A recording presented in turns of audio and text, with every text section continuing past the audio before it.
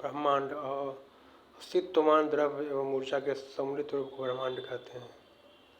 दूसरे शब्दों में सूक्ष्मतम अणुओं से लेकर महाकाय आकाशगंगाओं गैलेक्सी तक के सम्मिलित स्वरूप को ब्रह्मांड कहा जाता है। ब्रह्मांड की उत्पत्ति से संबंधित प्रमुख सिद्धांत निम्न है।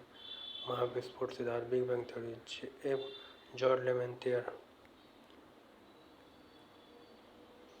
समयावस्था या सतत सृष्टि सिद्धांत या स्थिर अवस्था संकल्पना, steady state theory, Thomas Gold and Hermann Bondi, दोलन सिद्धांत pulsating universe theory, doctor Allan Sandage, स्फीति सिद्धांत, इन्फ्लेमेटरी थ्योरी, अलिन गुथ। ब्रह्मांड की उत्पत्ति के संबंध में महाविस्फोट सिद्धांत, बिग बैंग थ्योरी का सर्वाधिक सिद्धांत है। इसका प्रतिपादन बेल्जियम के खगोलज्ञ एवं पादरी एफ जॉर्ज लेमेंटियर ने किया। बाद में रॉबर्ट बेगोनियर ने सिद्धांत की व्याख्या की। महाविस्फोट सिद्धांत के अनुसार आरंभ में वे सभी पदार्थ जिनसे ब्रह्मांड बनता है अतिगोलक एकाकी परमाणु के रूप में एक ही स्थान पर स्थित था, जिनका आयतन अत्यधिक सूक्ष्म, तापमान घनत्व अत्यंत था। अत्यधिक संकेंद्रण के कारण बिंदु का आकस्मिक विस्फोट हुआ, जिससे महाविस्फोट ब्रह्मांडीय विस्फोट बिग बैंग थ्योरी कहा गया। इस अचानक विस्फोट से पदार्थ का बिखराव हुआ, जिससे सामान्य पदार्थ निर्मित हुए। इसके अलावा इसके अलगाव के कारण काले पदार्थ बने, जिनके समूहन से अनेक परमाणु पिंडों का सृजन हुआ। वैज्ञानिकों का विश्वास है कि महाविस्फोट बिग बैंग की घटना आज से 13.7 अरब वर्ष पहले हुई थी। महाविस्फोट के लगभग 10.5 अरब वर्ष पश्चात, यानी आज से 4.5 अरब वर्ष पूर्व, सौरमंडल का विकास हुआ, जिसमें ग्रहों एवं ग्रहों का निर्माण हुआ। इस प्रकार बिग बैंग परिघटना से ब्रह्मांड की उत्पत्ति हुई और तभी से उसमें निरंतर विस्तार जारी है। इसके साक्ष्य के रूप में आकाशगंगाओं के बीच बढ़ती दूरी का साक्ष्य दिया जा सकता है। नासा ने 2001 में मैप माइक्रोवेव एनिसोट्रॉपी प्रोब नामक अनुसंधान में इसकी पुष्टि की। ब्रह्मांड के निरंतर विस्तारण के साक्ष्य जुटाने में एडविन हबल का योगदान उल्लेखनीय है। ब्रह्मांड के निरंतर विस्तार के साक्ष्य के रूप में अंतरिक्ष में सूक्ष्म तरंगों की उपस्थिति का पता चलना, अंतरिक्ष में रेड शिफ्ट घटनाओं का अवलोकन तथा आधुनिक अध्ययनों में सुपरनोवा का अंतरिक्ष में विस्फोट होना भी ब्रह्मांड के विस्तार के रूप में माना जा रहा है। नासा द्वारा 30 जून 2001 को डेविड विल्किंस के नेतृत्व में बिग बैंग की पुष्टि हेतु मैप परियोजना माइक्रोवेव एनिसोट्रॉपी प्रोब मैप का शुभारंभ किया गया। मैप एक खोजी उपग्रह है जिसके प्राप्त चित्रों से बिग बैंग की पुष्टि होती है। 11 फरवरी 2013 को जिस आधार पर नासा ने ब्रह्मांड की आयु 13.7 अरब वर्ष निर्धारित करने की घोषणा की। डेविड विल्किंसन ने की सितंबर 2002 के ईस्वी के इस निधन के पश्चात उनके सम्मान में मैप उपग्रह का नाम 11 फरवरी 2003 को W map Wilkinson microwave anisotropy probe का रखा गया। ब्रह्मांड के रहस्य को जानने के लिए 30 मार्च 2010 को European Centre for Nuclear Research CERN ने जिनेवा में पृथ्वी की सतह से 50 से 175 मीटर नीचे 27.36 किलोमीटर लंबी सुरंग में लार्ज ड्रैगन कोलाइजर LHC नामक महाप्रयोग का सफलतापूर्वक किया गया।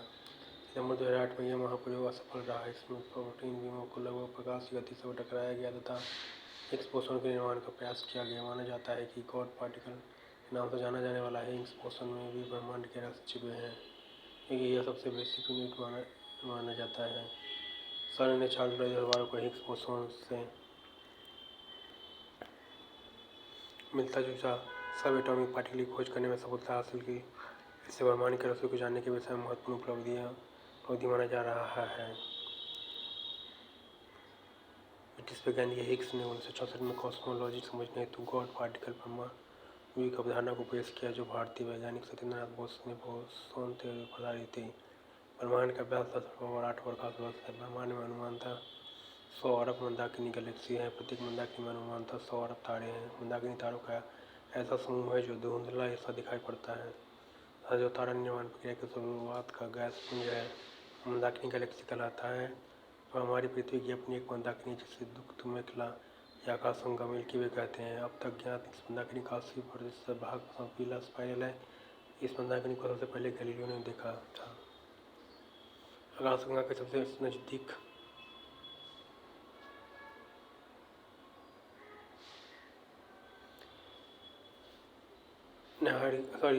प्रकाश के सबसे नज़दीक मंदाकिनी को देवयानी एंड्रोमेडा का नाम दिया गया है।